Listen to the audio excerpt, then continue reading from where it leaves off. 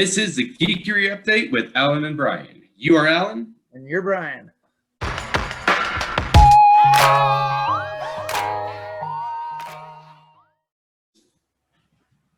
Damn, what the hell did I just do? I think that's a huge difference between Disney and Warner Brothers, at least in the past, is Disney has given, people like James Gunn and John Watts and Peyton Reed, they've given all these... Taika Waititi.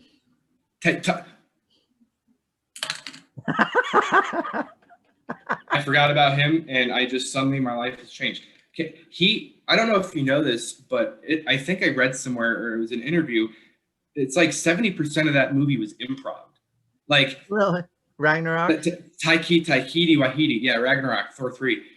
He wrote a script, like he had a full script, but he also told the actors, like, if the chemistry is just different and you have something else to say, don't be afraid to say it. And I'm going to use the example of Thor telling the story to Bruce Banner. It's after he comes back and they go into Valkyrie's room and you see Loki all tied up. He tells the story of Loki being a snake and turning it, like coming back human and stabbing him or something in the eye or whatever. That was completely improv. Chris Hemsworth came up with that story on the spot, and that's why when they flash to Loki, he's like trying not to laugh, because that is genuinely Tom Hiddleston not expecting that story but finding it funny. Okay. Like, that's what I love about that movie, and I think that's what made it so special. Is it wasn't just whole scene the director. They did the call for help. Oh my gosh, that was improv too. That was something Tom Hiddleston and Chris, like, what studio gives the director the ability to give the actors that much freedom? And like, that's why I think saved the Thor franchise too, because like the first two Thor movies, they're all right, but compared to Thor Ragnarok, they're boring.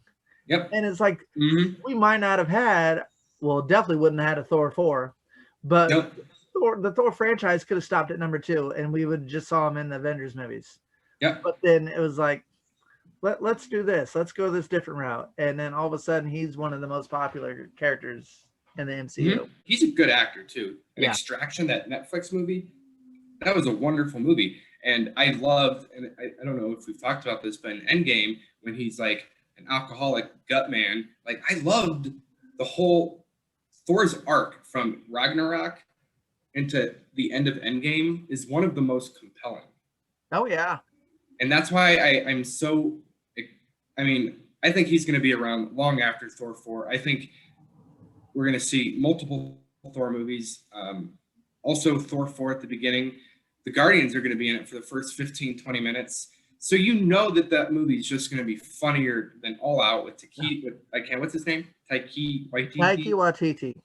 You have no idea how much. So when I was writing articles, and there's all this news coming out about Thor 4, and The Mandalorian, because he worked on that too. You had no idea how many times I had to write his name, and it was a pain. So I got his name right. Yeah, that's. Repetitive habits create good results. I think that's the quote. But no, man, I agree with you. I think he saved Thor.